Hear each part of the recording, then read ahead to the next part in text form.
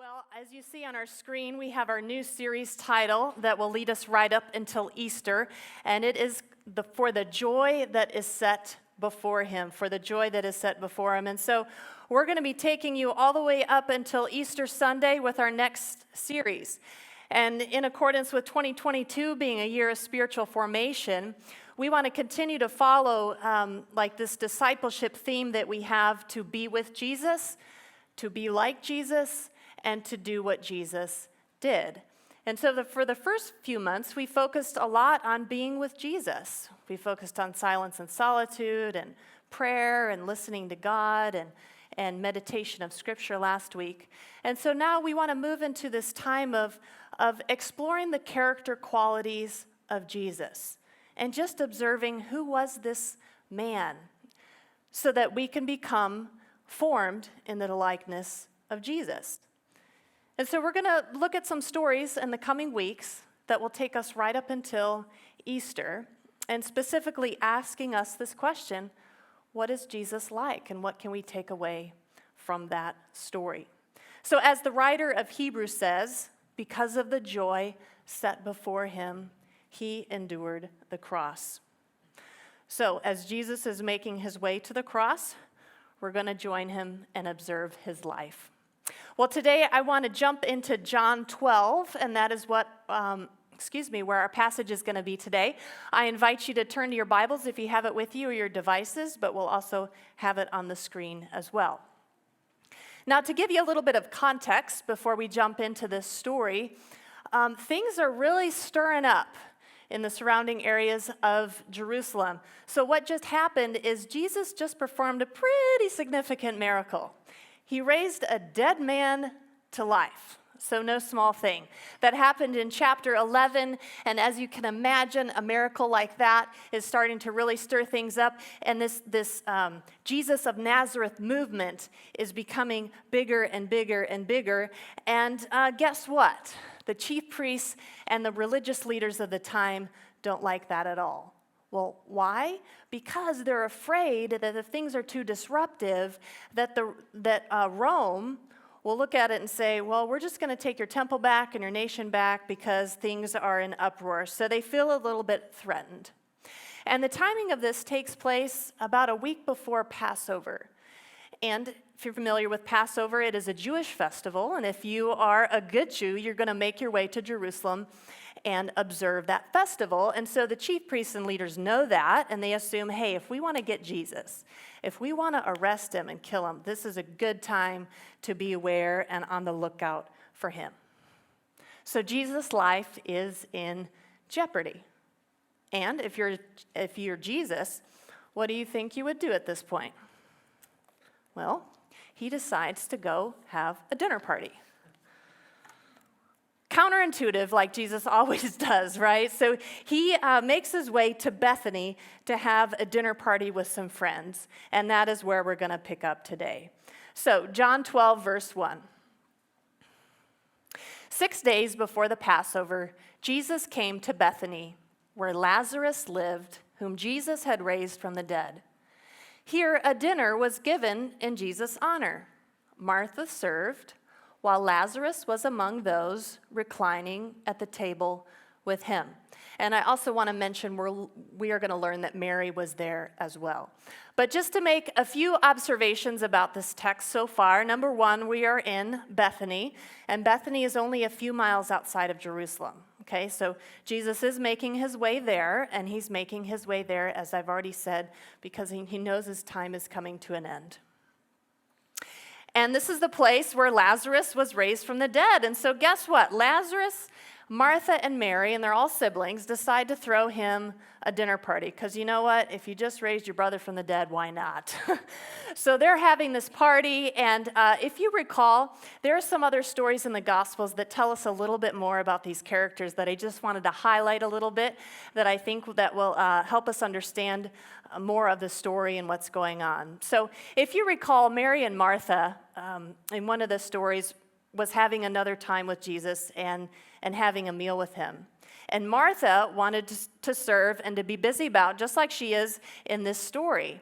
And Mary is not helping her sister. Instead, she is at the feet of Jesus, and she is enjoying listening to him and learning from him.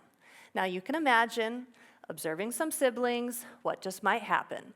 Martha begins to complain to Jesus and say, will you tell my sister to help me? I'm doing all the work. And his reply to her probably surprised her, and he said, Martha, Martha, Martha, Martha, you are concerned about many things, but only one thing is needed. Mary has chosen the better portion, and it will not be taken away from her. So what is he saying? He's saying, Martha, I'm not saying that serving me is bad or being busy, but Mary is actually choosing the most important thing right now, and that is being with me and learning from me. So right away there, you see Mary and her spirit to just want to be with Jesus, and that's a beautiful thing. In her other story that I've already mentioned, Lazarus becomes sick, and word is sent to Jesus to come, and it says, Lazarus, the one whom you love, is sick. Please come quickly. Well, Jesus delays, and he gets there after Lazarus is dead. So everyone is mourning and crying. And Martha and Mary eventually meet Jesus outside, and they both kind of have this similar response, and they say, Jesus, if you would have been here, my brother wouldn't have died. And maybe you can resonate with that today, of wondering sometimes, Jesus, where were you? Like, if you would have showed up for me, this thing that I was afraid of wouldn't have happened. And so they have a very honest confrontational moment. And like Jesus, he's able to teach them a few things and see their heart. So, needless to say, Mary's perspective and posture towards Jesus has been shaped and has been impacted through these different stories that we are available to see in the Gospels. And you're probably wondering in verse 3 that we're about to look at. Let me read it first, and then we'll comment on it. Mary took about a pint of pure nard, an expensive perfume, and she poured it on Jesus' feet and wiped his feet with her hair. Weird. And the house was filled with the fragrance of the perfume. So you read that and you think, this is odd, and why is Jesus letting a woman wipe his feet with her hair and perfume? This isn't a custom we do in America. Let's just be real about that. So it is perplexing. Well, let me shed a little bit of light on this. First of all, we find out that it is a pint of pure nard, expensive perfume. Now, this weekend I thought I would look up, just Google some fun, expensive perfumes out there. And I found that some names of perfumes have a little bit more of a soft, elegant ring to them, like Chanel or J'adore Dior. I practiced that. That might not be very good if we have any French speakers in here today, but that's a million miles away from nard. Ladies, you know, you go to your girlfriend, oh, wow, you smell good. What are you wearing? Nard. Not quite nice as Chanel, maybe nard. Okay, so I just found that was humorous. But it's an expensive perfume, and most likely this is an heirloom. So this is something that Mary has been having for quite a while. And nard is kept in alabaster bottles, and it is sealed for the intensive purposes of preventing evaporation. So in order for you to get it out, you have to actually break the neck of the bottle. And once you break the neck of the bottle, I mean, all the perfume is expanded all at once. And so it's like, you better decide if you want to open this thing or not, because it's kind of an all or nothing thing here. Now, to get to the whole the act of actually putting the nard on Jesus, culturally what's going on here, it's a profound act of honor and respect of what she is doing. And the symbolism of her being at his feet is like symbolizing a lowly place, a place for her of humility. Now, also what's going on here that I need to acknowledge is that in that day, for a woman to let down her hair is kind of a provocative gesture. It could be interpreted that way, that maybe she's a woman of loose morals, or maybe she's making an advance at Jesus. But let me assure you, that's not what's happening here. That's not what's happening. Anointing was a custom in festivals, and it was also something that would just signify celebration or revelry. And at the same time, this perfume is really potent.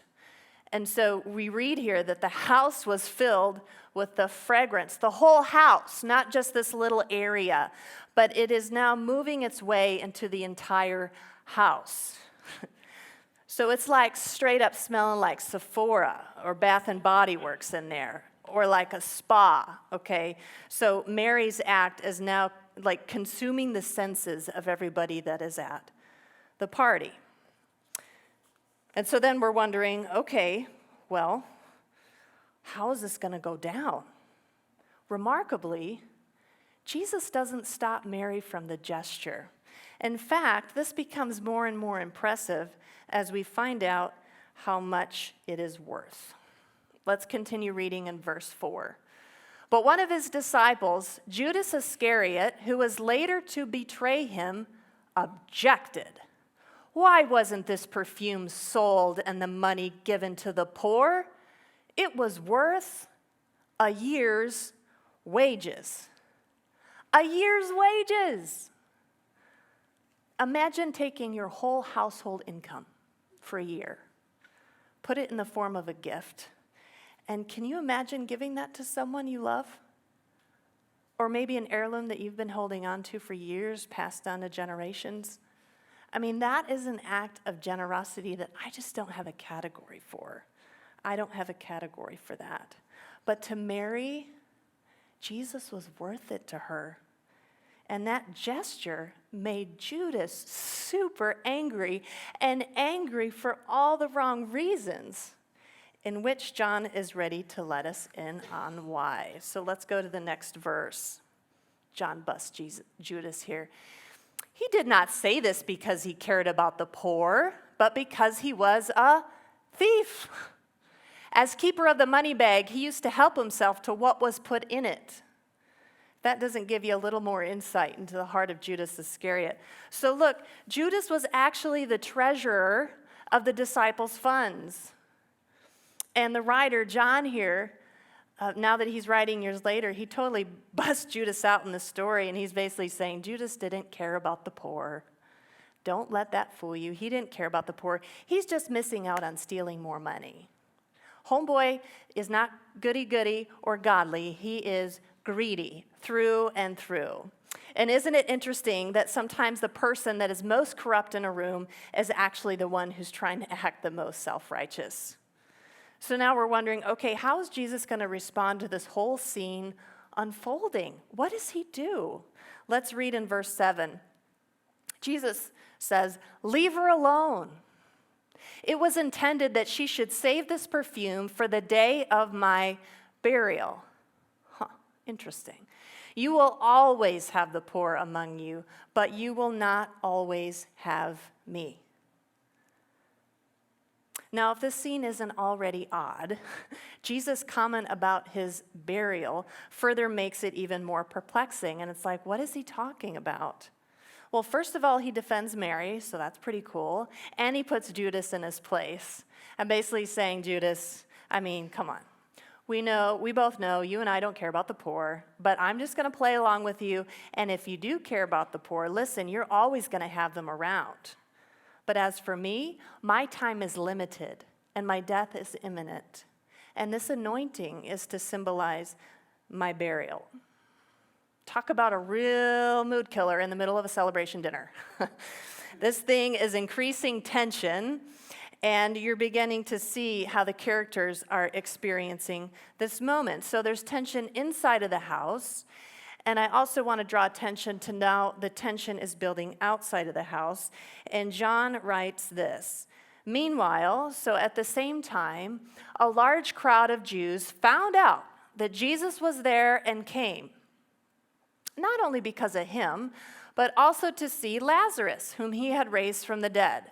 So the chief priests made plans to kill Lazarus as well. For on account of him, many of the Jews were going over to Jesus and believing in him." Isn't this Jesus' life? I mean, crowds are constantly following everywhere. He probably just wants to get, just some quiet, special time, build some memory with some friends before he heads into the final week. And crowds just won't leave him alone. And I don't blame them. They want to see this guy that was in a tomb for 4 days and was raised from the dead, and they actually want to see the guy who did it. So we can understand that, but guess who's not happy about it at all? Again, the chief priests, because they're part of a bigger religious establishment, and they collaborate with Rome. And guess what they really, really, really enjoy that they don't want to give up? Power, privilege, and status. So anything that's going to threaten their place, they have no patience for. And there's no middle ground here. So we're seeing just how polarizing Jesus continues to be in culture. And so now not only is Jesus the miracle worker a threat, but also Lazarus, the living proof of the miracle, is also a threat. And so the chief priests and leaders are like, you know what, we just got to wipe them all out. They all have to go. And they wanted Jesus dead. Now, here's what I find ironic, is that they never would have imagined in a million years that this is actually what Jesus was going to choose for himself. Jesus knew where he was headed. He knew he was headed to die. Okay, so now, we know what's going on outside of the house and in the greater area, and we know that the chief priests are thinking. When we're inside of the house, we know what Judas is thinking. And we can have a pretty good idea of what Mary is thinking, and that she is just in this place of wanting to give her devotion and express how much she truly loves and appreciates Jesus. But what about Jesus?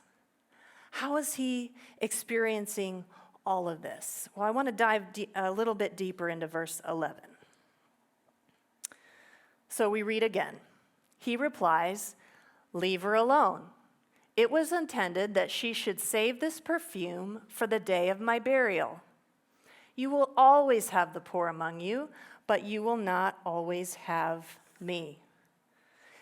You see, Jesus sees Mary's gift to him as way, way, way more significant than what she intended. And to her, this was a significant gift. So I'm not downplaying that at all. But to Jesus, this was deeply symbolic. Do you think Mary had a clue about this? I don't think so. I think unwittingly, this was just what she felt led to do, and she did it. She was simply performing an act of devotion for that time, and something that was common in Jewish custom. But in the eyes of Jesus, she was performing a custom for his upcoming burial. Why? Because you see, in less than a week, he would be convicted as a criminal. And in that time, if you're convicted as a criminal, you are denied Jewish custom of being anointed the common oils and spices before your burial. So in other words, I don't want you to miss this. I don't want you to miss this. Jesus is seeing a far greater purpose in her action than she intended. A far greater purpose than what she intended. And isn't that like God? Isn't that like God to arrange circumstances and situations where to one person it might mean one thing, but then to the receiver it might mean something totally different? So I have a question for you. Have you ever given something to someone and you kind of meant it to mean one way, but then you find out later that it meant like the world to them? It had a really deeper significance. I got a story for you. 7 years ago, when I was living in Omaha, I led a class on Sundays. And it became a really sweet community of people. And during that time, there was a young woman who began to attend. And the class just welcomed her in and began to befriend her. And we found out that she had had a pretty hard life, but we didn't really know many details about that. Well, we continued to be her friend, and unfortunately found out that she had been diagnosed with lung cancer. And so we just wanted to love her well and just be a place where she felt the kindness and love of Jesus. Well, we found out somehow that it was her birthday coming up. And we thought, we should throw her a birthday party. That would be really cool. And we just prayed and prayed that she would have the strength from the chemo and that we would just catch her on a good day so that she could attend her birthday party. And so we did what a lot of us do when we throw a birthday party. You know, you get some good food, you get cake, you get balloons, flowers, little gifts, gift bags, cards, all the things. And she was able to come. And it's a celebration day I'll never forget. And at the end, I think we wore her out because she fell asleep, actually. And so we just let her rest, and guess the party's over. But we kind of thought she had a good time. Well, I found out a week later, I got an email, and it was from her care nurse. And it was a super long email that my friend had dictated to her because my friend couldn't write. And then the nurse began to relay this thank you letter. And guess what? That was the first birthday party this young woman had ever had in her whole life. And she was 35 years old. The first one. She had never known in her life what it meant to be celebrated, and what I found out later, to even have one friend she could trust. I remember her sharing with me, she says, the fact I fell asleep there meant that I felt peace and safety.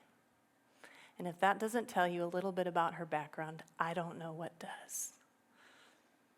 What we thought was a simple gesture of just throwing her a party ended up meaning the absolute world to her. And I think this is a lot of what this story is showing us, that in this case with Mary and Jesus, Mary's doing one gesture, but to Jesus, this means so much more to him because it's pointing to the very act of love that he wants to do for all of humanity. Mary had no idea the significance of this gesture, except that it was generous. And even in the eyes of the others watching, you read in other Gospels in Mark, the disciples were right on board with Judas as far as saying, I think that's a wrong thing to do. We could do a whole lot more with that, Mary. And it says, in fact, that they were indignant. They were indignant, meaning that is just not the right thing to do, and we totally disagree. But herein lies the reason I find Jesus so absolutely remarkable in this scene. And it's because he simply accepts the gift. He accepts the gift. Absolutely astounding. And you know why I think he accepted it? I think he accepted it because he knew who he was, and he knew that he was worthy of the gift. Let me say that again. Because he knew who he was, and that he was worthy of the gift. You see, Jesus is so secure in who he is. He's so secure in his identity that receiving a gift of love, even in the presence of these faulty opinions and judgments, he's still able to welcome that. And let me put this in perspective a little bit. What did he not do in that moment that he could have done? Oh, no, Mary, that's just too expensive. I can't receive that. You know what? We're good. We're good. You don't have to do that. He didn't say, all right, I got the check next time, like some of us do sometimes when people offer us, to pay for a meal or something. Jesus didn't say, okay, but then the gifts from you were done forever. Like, you don't have to give me anything else for my birthday, for Christmas, for just because, for graduation. Like, Mary, we're good. Never again do you have to give me a gift. And honestly, I would probably have a response like that. Like, okay, let's just make an agreement right down. We're done for life. Or he didn't say, oh, wow, I don't know how to repay you. How about I give you a mansion in glory someday? He didn't say that either. No indication that he is thinking that he has to owe Mary anything or that he's going to be in her debt. Jesus simply just accepted the gift. And you know what? He wasn't rattled by his naysayers either. And I also marvel at his words when he said, "You won't always have me." And I think that's a rather bold statement. He's not dismissing the poor. He's not saying that that's not important to give to the poor, but what I think the greater thing that he's saying there is he's saying, hey, everybody, I matter. I matter, and my time is short. So here we see that in the life of Jesus, he doesn't just teach us how to love people. He also teaches us how to receive it from others.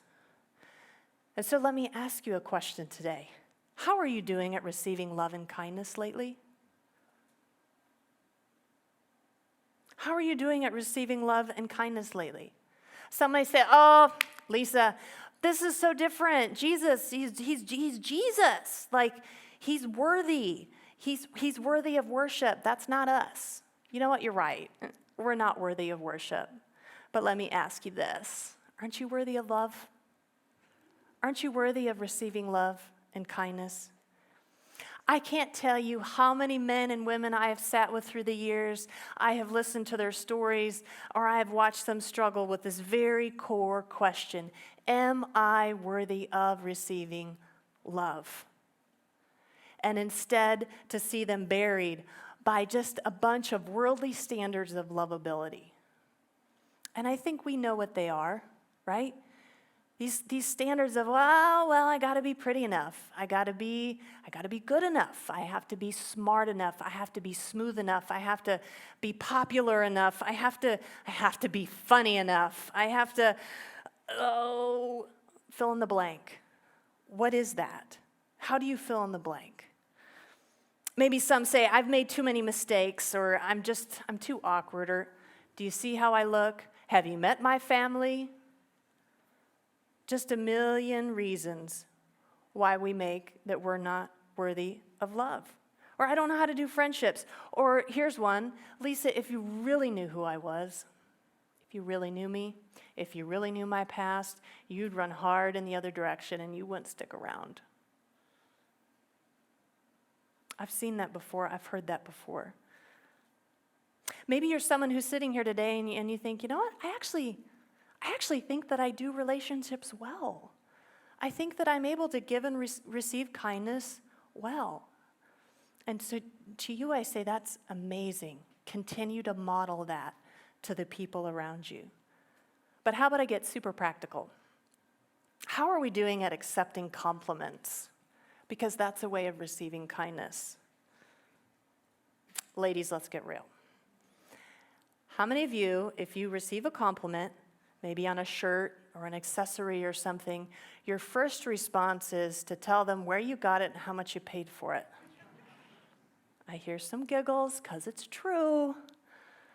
Oh, well, I got this at Target for $15. Or how about in the work environment, or students, maybe in school, someone compliments you on a paper or a presentation or a project that you happen to do really well on, and you hear them compliment you, and your immediate response is, I actually don't think it was that good. I wish I would have done this, and better, and it's kind of subpar performance. Or do we have any athletes in here? Performers or musicians, where you just got done, performing something or a game, and someone comes up and says, hey, way to play out there. You worked hard, or I loved your attitude, or that was just fantastic.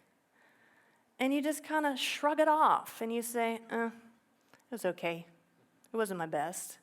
I wish I would have blah, blah, blah. Why do we do that? Why is it so hard to simply receive a compliment without giving any commentary? And I wonder if it's because suddenly we feel seen. in that moment. And we're like, I'm uncomfortable, so I need to divert attention. I need to maybe dismiss it or minimize it and just take it away, because the thought of being acknowledged for any kind of goodness or beauty or approval in me makes me feel deeply uncomfortable. But can we grow in this? Can we look at someone who's just given us a compliment and say, thank you? And just smile, say thank you. Or, wow, that made my day. Or, I appreciate you taking time to say something. And just receive it. Seeing receiving gifts in many ways is very vulnerable, because deep down I think it tells us something about ourselves, and it tells us something about how we perceive our worth and our value. And that territory for us can be very scary, and it can be very sensitive. Do we honestly believe that we are worthy of love and kindness? Because how we answer that question determines how we're able to receive it from other people, and to receive it like Jesus received it. In our story today, Jesus shows us what it's like to accept love and kindness without any kind of self-consciousness or insecurity. We watch how he received the lavish gift in the presence of other people, and we also watch how he did that. He shows us what it's like to just gratefully receive a gift. And then he says, listen now, and then he says, now I want you to receive something from me in that way. Let me say that again. Jesus shows us what it's like to gratefully receive, and then he says, now I want you to receive something from me in the same way. Watch this. So you have the alabaster jar that's been broken and poured out for Jesus. Then you have the body of Jesus broken and poured out for you. You see, Mary's gift points us to the ultimate gift that we have in Jesus. The alabaster that's really hard to say. The alabaster jar broken and poured out, the body of Jesus broken and poured out. So how are we doing at receiving the gift of Jesus himself and actually living it out? A few examples of this. The body of Jesus broken and poured out to remind you that you have been forgiven, restored, and set free. Again, it is simply a gift to receive. And some of you may say, I've heard that. I received Jesus' gift. I trust in him. I attend church. I've done that. Well, let me ask you, how are you doing at truly experiencing that freedom that it affords you? How are you doing at experiencing that? Or are you still stuck? Are you still stuck in places of insecurities? Are you still stuck in places of deep shame from the past or the present that in essence is saying, Jesus, I don't think that the cross was big enough for that. And that's not his heart, and that's not true at all. The cross is big enough. The cross is big enough. Maybe we say there's a pain that I've kept hidden for so long, and there are these places of freedom that I'm just still not living out. And let me tell you something, the reality of living out the gift that Jesus has given us in the cross and what's been accomplished is for us every day, and it's something that we need to continually live out every day for the rest of our life. Because the finished work of the cross provides something for you that you cannot do for yourself. The finished work of the cross provides something for you that you cannot do for yourself, and that is called grace. That is called grace, and that is something that we need every day. Another example, the body of Jesus broken and poured out for you to remind you that whatever you do, whether a whole lot of good stuff that you're racking up, or whether a whole lot of bad stuff that you're racking up, let me tell you something. Your behavior does not determine how valuable you are or how worthy you are of love. But you know what? We all play that game. We all play that game. At the end of the day, we assess. The good and the bad, how we feel. And somehow we make up this really distorted equation that our behavior determines our love and our value instead of what Jesus says is true about us. So consciously or subconsciously, you may be constantly asking your question, what do I have to do or not do to demonstrate that I'm worthy of love? And the cross says that it's finished. You do not have to perform, please, or prove to show that you're worthy of love. You do not have to perform, please, or prove to show that you're worthy of love. Church, let's be a people who demonstrate to the world that as humans we are worthy of goodness, we're worthy of kindness, and we're worthy of love because of what Jesus has offered to us, because he gave himself up for us. And let me say this too. This isn't something that just happens. Maybe as you're sitting there, some stuff has been stirred up. And this is a process. It's a process of learning. And to think about my friend, we continue to be friends. I'm friends with her to this day. It took her years for us to walk with her for years to begin to understand that I'm truly worthy of friendship. Because no amount of sermons, attending church, Bible verses, sometimes cut it for someone to truly believe it. What do they have to see? They have to see it lived out in the flesh around them. They have to learn to experience it and to watch it happen and to know how it works. And that takes time. And for my friend, I remember the first time I was at her house helping her with some things, and I just yelled back, "We love you." And she had no idea what to do with that. It just kind of bounced off her. She didn't know what to do with that. And so those kinds of things take time. It takes time for that truth to begin to take root in someone's heart and actually manifest to reality. By the way, I reached out to her this week and I said, "Hey, you remember that party 7 years ago? Could I share that story?" And she texted back and she actually had the letter and she sent it to me. I said, "What do you remember about the party?" And she says, "I remember it was just surreal." She says, "And I remember I went because I heard there was cake." Don't underestimate the power of cake. Yes, so that's what got her to the party, was she just heard there was going to be cake there. And I'm happy to say that her cancer is gone today, but she is still going through a lot of health issues. But I'm so grateful that we're still friends. Men and women and students, we deeply matter to Jesus. We deeply matter to Jesus. And he went to the cross for us, not out of duty, but out of joy. He went out of joy. And that brings me to our series title, "For the Joy Set Before Him."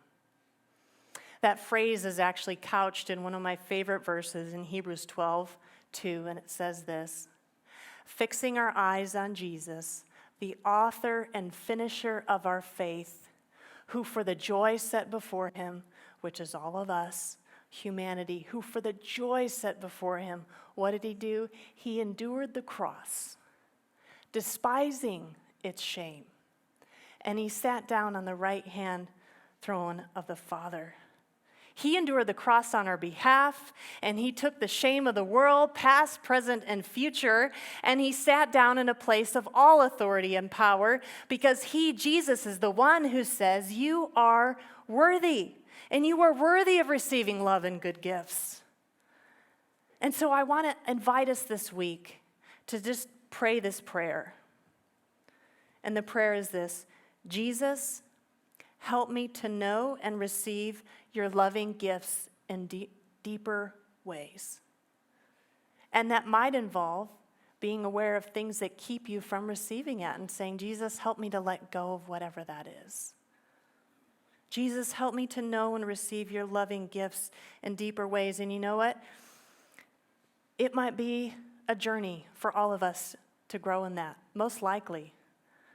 God's been teaching me a lot about receiving gifts. Some of you know that I've had this journey of back pain, and people, you are so kind. This church is extremely generous and thoughtful, overwhelmingly so, and it's been hard for me to receive all your kindness. And so this has been something that I've been living out myself in the last several weeks, of just learning to say thank you. And you know what? That would be nice. I appreciate the meal. And thank you for driving me to my appointment. Thank you for sitting with me at the doctor's office. All these things, these gestures of kindness, to just simply say thank you and to receive them. Jesus was able to receive that gift from Mary because he knew who he was and he knew he was worthy of that. And so as we are being formed more and more into the likeness of Jesus, may the reality of who we are in Christ and the reality that we are worthy in his sight make us more and more capable to receive the good gifts that he wants for us, his kids. Let me pray.